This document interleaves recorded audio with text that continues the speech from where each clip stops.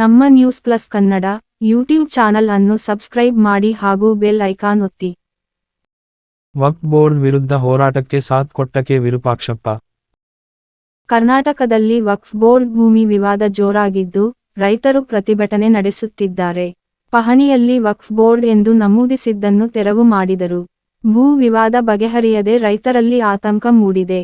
ಸಿಂಧನೂರಿನ ವಕ್ಫ್ ಸಂತ್ರಸ್ತರ ಹೋರಾಟ ಸಮಿತಿಯಿಂದ ಇಂದು ದಿನಾಂಕ 17 ಡಿಸೆಂಬರ್ 24 ಮಂಗಳವಾರದಂದು ಸಿಂಧನೂರು ತಾಲೂಕಿನ ತಹಶೀಲ್ದಾರ್ ಕಚೇರಿ ಎದುರುಗಡೆ ಬೃಹತ್ ಮೆರವಣಿಗೆ ಕಾರ್ಯಕ್ರಮ ಹಮ್ಮಿಕೊಳ್ಳಲಾಗಿತ್ತು. ಇದೇ ವೇಳೆ ಹೋರಾಟಕ್ಕೆ ಕೆ. ವಿರೂಪಾಕ್ಷಪ್ಪ ಸಾಥ್ ಕೊಟ್ಟು ವಕ್ಫ್ ಬೋರ್ಡ್ ವಿರುದ್ಧ ಕಿಡಿಕಾಡಿದರು. ರಕ್ಷಣೆ ಮಾಡಬೇಕು ಅನ್ನುವಂತ ದೃಷ್ಟಿಯಿಂದ ವಕ್ಫ್ ಬೋರ್ಡ್ ಅನ್ನು ಮಾಡಿರ್ತಕ್ಕಂಥದ್ದು. ಆದ್ರೆ ಇವತ್ತು ವಕ್ಫ್ ಬೋರ್ಡ್ ಎಲ್ಲಿಗೆ ಬಂದಿದೆ, ಈ ದೇಶದಲ್ಲಿ ರಾಜ್ಯದಲ್ಲಿ ಯಾವ ಪರಿಸ್ಥಿತಿಗೆ ಬಂದು ನಿಂತಿದೆ ಅಂದ್ರೆ, ಯಾವ ಮಠಗಳನ್ನ ಯಾವ ದೇವಸ್ಥಾನಗಳನ್ನ ರೈತರ ಭೂಮಿಗಳನ್ನು ಬಿಡಲಾರದಂತಹ ಒಂದು ವಾತಾವರಣ ಇವತ್ತು ದೇಶದಲ್ಲಿ ರಾಜ್ಯದಲ್ಲಿ ನಿರ್ಮಾಣ ಆಗಿರ್ತಕ್ಕಂಥದ್ದನ್ನು ನಾವು ಕಾಣ್ತೇವೆ. ಇದು ಒಂದು ಸಮಾಜದ ಧಾರ್ಮಿಕ ಸ್ಥಳಗಳ ನೋಡಿಕೊಳ್ಳಲಿಕ್ಕೆ, ರಕ್ಷಣೆ ಮಾಡಿಕೊಳ್ಳಲಿಕ್ಕೆ ನಿರ್ಮಾಣ ಆಗಿರ್ತಕ್ಕಂಥ ವಕ್ಫ್ ಬೋರ್ಡ್ ಅನ್ನುವಂಥದ್ದು. ಅಂದ್ರೆ ಇಲ್ಲಿ ಮುಸ್ಲಿಂ ಬಾಂಧವರು ಕೂಡ ಭಾಗವಹಿಸಿದ್ದಾರೆ. ಬಿಜಾಪುರದಲ್ಲಿ ಹೋರಾಟ ಮಾಡುವಂತ ಸಂದರ್ಭದಲ್ಲಿ ಮುಸ್ಲಿಮರು ಕೂಡ ಭಾಗವಹಿಸಿರ್ತಕ್ಕಂಥದ್ದು. ಇದು ಯಾವ ಸಮಾಜಕ್ಕೆ ಒಳಿತನ ಉಂಟು ಮಾಡಿದೆ ಅನ್ನುವಂಥದ್ದು ಬಹಳ ಪ್ರಮುಖವಾಗಿರ್ತಕ್ಕಂಥ ವಿಚಾರ. ವಕ್ಫ್ ಬೋರ್ಡ್ ಮುಸಲ್ಮಾನರಿಗೆ ಒಳ್ಳೇದಾಗಿದೆಯಾ, ಹಿಂದೂಗಳಿಗೆ ಒಳ್ಳೇದಾಗಿದೆಯಾ? ಇಲ್ಲ. ಎರಡೂ ಸಮುದಾಯಗಳಿಗೂ ಕೂಡ ಎಷ್ಟು ಕೆಟ್ಟದ್ದು ಮಾಡಬೇಕು ಅಷ್ಟೆಲ್ಲ ಕೆಟ್ಟದ್ದು ಮಾಡುವಂತ ಕೆಲಸ ಈ ವಕ್ಫ್ ಬೋರ್ಡ್ ನಿಂದ ಆಗಿರತಕ್ಕಂಥದ್ದು ನಮಗೆ ಕಂಡು ಬರ್ತಾ ಇದೆ. ನಮ್ಮ ವಕೀಲ ಮಿತ್ರರು ಹೇಳಿದರು, ನಮ್ಮ ಕರ್ನಾಟಕ ರಾಜ್ಯದ್ದು 26,000 ಎಕರೆ ಭೂಮಿಯನ್ನ ದೊಡ್ಡ ದೊಡ್ಡ ಕುಳಗಳು, ರಾಜಕೀಯ ಕುಳಗಳು, ದೊಡ್ಡ ದೊಡ್ಡ ವ್ಯಕ್ತಿಗಳಿದ್ದಾರಲ್ಲ ಅವರೆಲ್ಲರೂ ನುಂಗಿ ಹಾಕಿದ್ದಾರೆ ಅಂತ ಕೇಳಿ ನಾವು ನೀವು ಹೇಳುವಂತಹದ್ದಲ್ಲ. ಇದು ವಕ್ಫ್ ಬೋರ್ಡಿನ ಅಧ್ಯಕ್ಷ ಆಗಿದ್ದಂತ, ಹಿಂದಿನ ಅಧ್ಯಕ್ಷ ಆಗಿರ್ತಕ್ಕಂಥ ಅನ್ವರ್ ಮನಪ್ಪಾಡಿ ಅವರು ಸರ್ವೆ ಮಾಡಿಸಿ ಒಂದು ದೂರನ್ನು ಸರ್ಕಾರದ ಮುಂದೆ ಸಲ್ಲಿಸಿರ್ತಕ್ಕಂಥದ್ದು. ಇದು ಯಾವಾಗ? 2011-12 ಇಸ್ವಿ.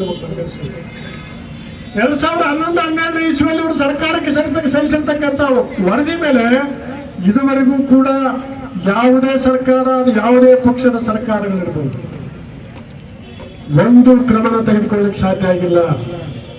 ಯಾಕೆ? ಎಲ್ಲರೂ ಅವರೇ ಇದ್ದಾರೆ. ಯಾರು ಕ್ರಮ ತಗೊಳ್ಕಿಲ್ಲ. ಏನಾಗಿದೆ ಅಂದ್ರೆ, ಕುರಿ ಹೋಗಿ ತೊಳೆದ ಮುಂದೆ ನ್ಯಾಯ ಕೇಳಿದಂಗೆ ಆಗುತ್ತೆ. ಕುರಿ ಹೋಗಿ ತೊಳೆದ ಮುಂದೆ ನ್ಯಾಯ ಕೇಳಿದಂಗೆ.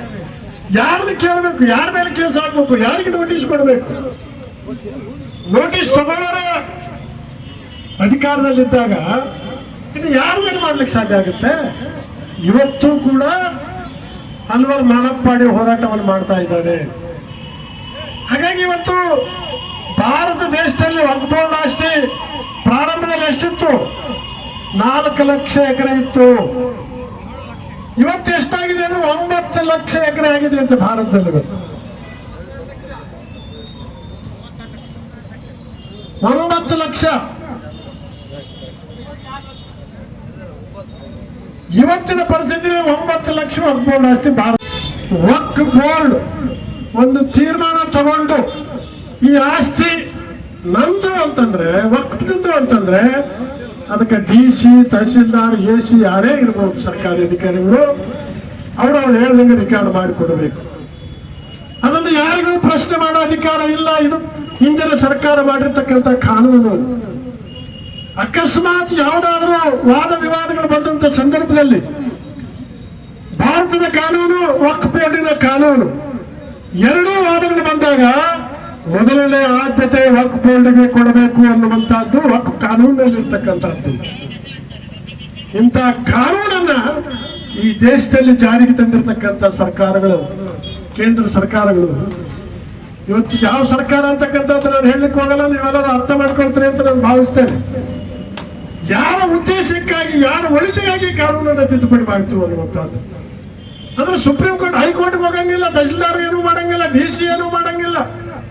ಇವತ್ತು ಸಿದ್ದರಾಮಯ್ಯ ಹೇಳ್ತಾರೆ, ನಾನು ಚೇಂಜ್ ಮಾಡ್ತೀನಿ, ನಾನು ಬದಲಾವಣೆ ಮಾಡ್ತೀನಿ. ಬದಲಾವಣೆ ಮಾಡಕ್ ಸಿದ್ದರಾಮಯ್ಯಗೆ ಅಧಿಕಾರ ಇಲ್ಲ. ಸರ್ಕಾರಕ್ಕೆ ಕಾನೂನಿಗೆ ಅಧಿಕಾರ ಇಲ್ಲ ಅಂದಾಗ ಇದು ವಕ್ಫ್ ಬೋರ್ಡ್ ಕಾನೂನು. ವಕ್ಫ್ ಬೋರ್ಡ್ನವ್ರು ಮಾತ್ರ ಇದನ್ನು ಬದಲಾವಣೆ ಮಾಡಬೇಕು. ವಕ್ಫ್ ಬೋರ್ಡ್ನವ್ರು ಚೇಂಜ್ ಮಾಡಿದ್ರೆ ಮಾತ್ರ ಇದು ಬದಲಾವಣೆ ಆಗ್ತಕ್ಕಂಥದ್ದು. ಅಂದಾಗ ಇದು ಯಾರಿಗೂ ಕೂಡ ಅಧಿಕಾರ ಇಲ್ಲ. ನನಗನ್ನಿಸ್ತದೆ ಇಲ್ಲಿ ಸೇರಿರ್ತಕ್ಕಂಥ ನಾವ್ಯಾರು ರೈತರು ಇವತ್ತು ಇದೊಂದು ಮರಣ ಶಾಸನ ಅಂದ್ರೆ ತಪ್ಪಾಗ್ಲಿಕ್ಕಿಲ್ಲ. ಇದು ಈ ದೇಶದ 26,000 ಎಕರೆ ನುಂಗಿದವನು ಎಲ್ಲೇನೋ ಗೊತ್ತಿಲ್ಲ. 1 ಎಕರೆ 2 ಎಕರೆ ಕಷ್ಟಪಟ್ಟು ಏನೋ ಮಾಡಿ ಖರೀದಿ ಮಾಡಿರ್ತಕ್ಕಂಥ ರೈತರ ಭೂಮಿಯನ್ನು ಇವತ್ತು ವಕ್ಫ್ ಮಾಡಿರ್ತಕ್ಕಂಥದ್ದು, ಅನೇಕ ಮಠಗಳ ಆಸ್ತಿಗಳನ್ನು ವಕ್ಫ್ ಮಾಡಿರ್ತಕ್ಕಂಥದ್ದು, ಅನೇಕ ದೇವಸ್ಥಾನದ ಆಸ್ತಿಗಳನ್ನು ವಕ್ಫ್ ಮಾಡಿರ್ತಕ್ಕಂಥದ್ದು. ಮಸ್ಕಿಯಲ್ಲಿ ಇದೆ, ನಮ್ಮ ಮಸ್ಕಿಯಲ್ಲಿ ಒಂದು ಓಣಿ ಇದೆ.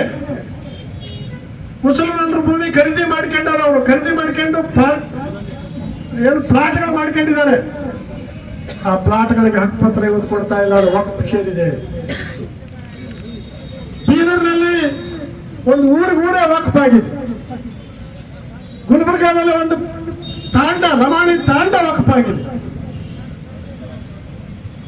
ಇದು ಇಡೀ ಕರ್ನಾಟಕ ರಾಜ್ಯ ಮಾತ್ರ ಅಲ್ಲ, ಇಡೀ ದೇಶ ತುಂಬಾ ವ್ಯಾಪಕವಾಗಿ ಹರಿದಿರ್ತಕ್ಕಂಥದ್ದನ್ನು ನಾವು ಕಾಣ್ತೇವೆ. ಹಾಗಾಗಿ ಇದಕ್ಕೊಂದು ಅಂತಿಮ ಹಂತ ಬೇಕಾಗಿರ್ತಕ್ಕಂಥದ್ದು. ಇವತ್ತು ನಮಗೆ ನ್ಯಾಯ, ಈ ದೇಶದ ಜನರಿಗೆ ಒಂದು ನ್ಯಾಯ ಸಿಗಬೇಕಾಗಿರ್ತಕ್ಕಂಥದ್ದು. ನಾವ್ಯಾರೂ ಕೂಡ ಸಂವಿಧಾನಕ್ಕಿಂತ ದೊಡ್ಡವರಲ್ಲ. ಯಾವುದೇ ಕಾನೂನು ಇದ್ರೂ ಕೂಡ ಈ ದೇಶದಲ್ಲಿ ಸಂವಿಧಾನದ ಅಧೀನದಲ್ಲಿ ಬರ್ತಕ್ಕಂಥ ಕಾನೂನುಗಳಾಗಬೇಕೇ ಹೊರತು ಸಂವಿಧಾನಕ್ಕಿಂತ ಹೆಚ್ಚಿನ ಅಧಿಕಾರವನ್ನು ಕೊಡ್ತಕ್ಕಂಥದ್ದು ಯಾರಿಗೂ ಕೂಡ ಹಕ್ಕಿಲ್ಲ ಅನ್ನುವಂಥದ್ದು. ಆದ್ರೆ ಇವತ್ತು ಅಂತ ಕಾನೂನನ್ನ ಈ ದೇಶದಲ್ಲಿ ಮಾಡಿ ಹೋಗಿರ್ತಕ್ಕಂಥದ್ದು.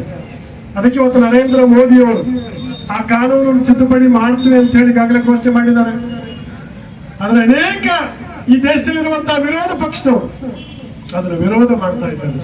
ನೀವು ಆಲೋಚನೆ ಮಾಡ್ರಿ, ಯಾರ ಪರವಾಗಿ ನಾವೇ ವಿರೋಧ ಪಕ್ಷಗಳು ಅಂತಕ್ಕಂಥದ್ದು.